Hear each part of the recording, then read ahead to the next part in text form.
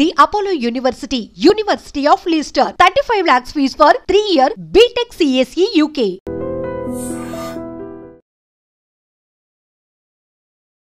నమస్తే, నా పేరు doctor N Subrahmanyam, Ayurveda specialist, Amrutham ayurvedic hospital, Hyderabad.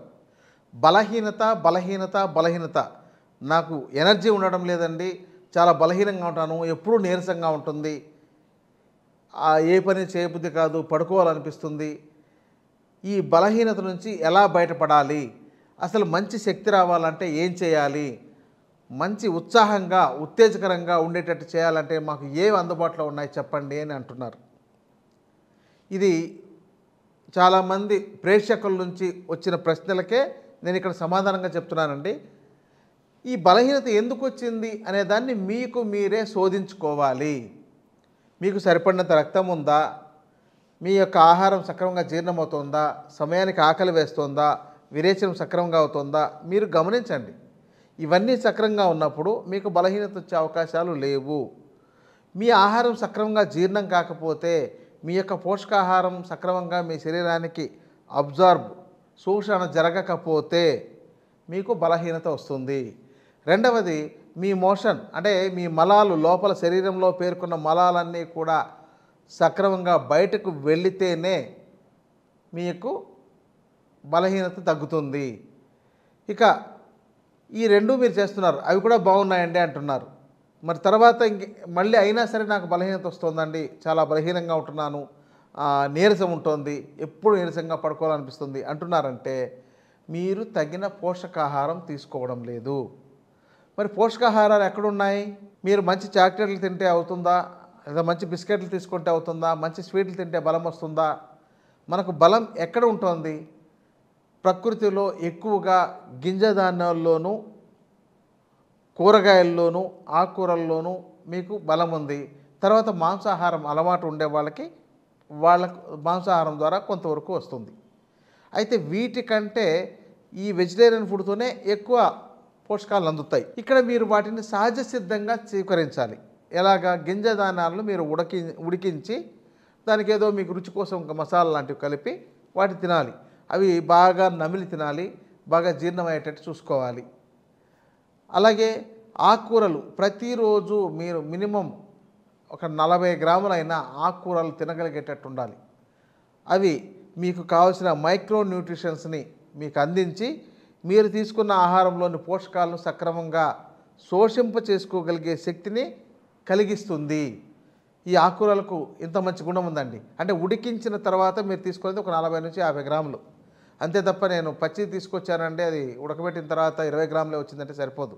అంటే మీరు అలాంటివి మీరు రోజు మీ ఆహారంలో ఏదో ఒకటి ఉండేటట్టు, దాన్నే సమీకృత ఆహారము, సమతుల్యమైన ఆహారం అని అంటారు.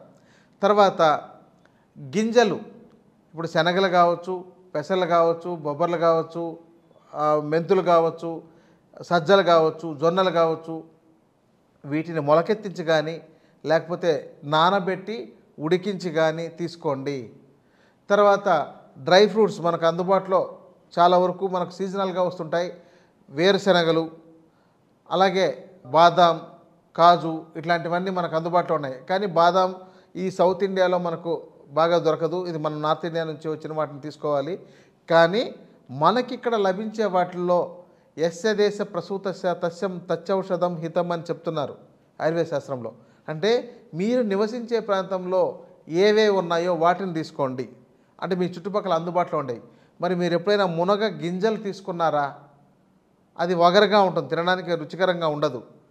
కేవలం పచ్చిగా ఉన్నప్పుడు కూరల్లో వండుకొని తింటేనే బాగుంటుంది. మీరు ఎండిన గింజల పొడిని ఎప్పుడైనా చేసుకొని ఎప్పుడైనా ఒక చెంచా తిని చూసారా? ఓ బెల్లంతో మునగ గింజల్ని కలిపి ముద్దలాగా చేసి తినండి, ఎంత బలం ఉంటుందో. మెంతులను బెల్లంతో తీసుకోండి, అంటే మెంతుల పొడిని బెల్లంతో కలిపి తీసుకోండి. మీ యొక్క బోన్స్కు ఎంత స్ట్రెంత్ వస్తుందో. మనకు సరిపడినంత కాల్షియం రావాలన్నా కూడా మెంతులు చాలా బాగా ఉపయోగపడతాయి. కానీ అది రుచికరంగా ఉండదు, వగరుగా ఉంటుంది. మరి ఇలాంటి వాటిని మీరు ఎన్ని ప్రయత్నం చేస్తున్నారు? ఎప్పుడు చూసినా రొటీన్ ఆహారం ఏంటి? ఉదయం ఇడ్లీ, ఆ రైస్తో తయారు చేసింది, మధ్యాహ్నం భోజనం రైస్తో తయారు చేసింది, సాయంత్రం చపాతి లేదా పూరి, మరి అది గోధుమలతో తయారు చేసింది. రైసు గోధుమలు ఈ రెండిటి యొక్క పోషకాలు ఒక 4% తేడాతో దాదాపు సమానంగా ఉంటుంది. మరి ఇదే ఆహారాన్ని అతిగా రొటీన్గా తింటున్నారు. మిగిలిన పదార్థాలని చాలా తక్కువ, ఏదో పచ్చడి ఉన్నా చట్నీ ఉన్నా కంప్లీట్ చేసేస్తున్నారు. మరి ఇలాంటి ఆహారం మీరు తీసుకోవడం వల్ల మీకు బలం ఎక్కడి నుంచి వస్తుంది, మీ నీరసం ఎలా తగ్గుతుంది? వీటి మీద చాలామందికి అవగాహన లేకపోవడం వల్ల ఈ యొక్క సమస్యలు తెచ్చుకుంటున్నారు. ఇంకొకటి ఏంటంటే మీరు ఆహారాన్ని మారుస్తూ వెళ్ళాలి. మాకు తోటకూర పాలకూర దొరుకుతుందండి, అవి రెండే వాడతాం, ఇంకేవి వాడమండి అని చెప్పేటోళ్ళు చాలామంది ఉన్నారు. ఆకుకూరలు మీకు ఎన్ని తెలుసు అని మా దగ్గరకు వచ్చే పేషెంట్ని అడిగితే 4 మించి చెప్పలేరు.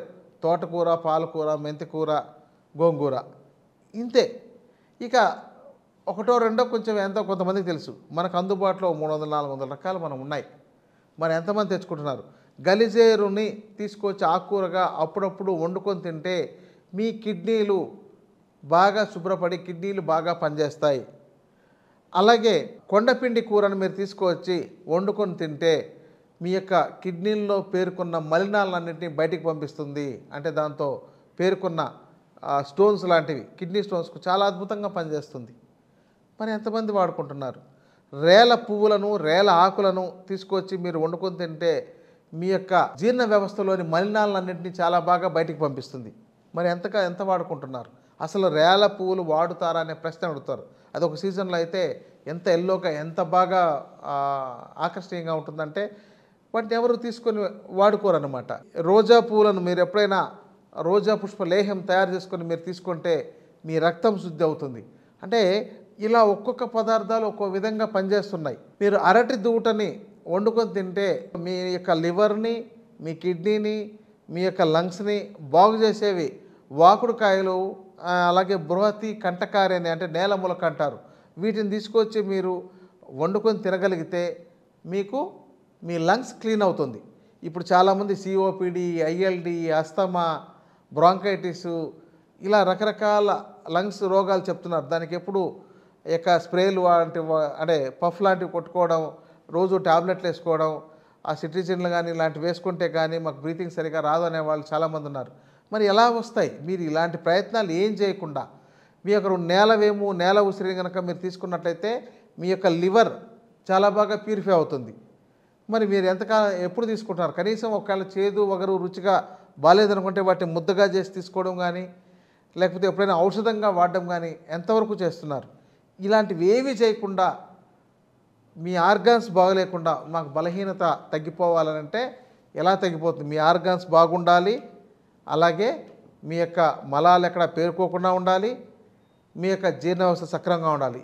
ఇలాంటివి చేస్తూ నేను చెప్పిన విధమైన ఆహారాలు మీరు డెవలప్ చేసుకుని, నేను కొన్ని ఉదాహరణగా చెప్పాను, మీరు డెవలప్ చేసుకున్నట్లయితే మీకు మరింత ఆరోగ్యకరంగా మీరు తయారు చేసుకోవడానికి, మీ శరీరాన్ని ఆరోగ్యకరంగా కాపాడుకోవడానికి ఇంకా మంచి మంచి మార్గాలు మీరే వెతుకుతుంటే దొరుకుతాయండి. నమస్తే.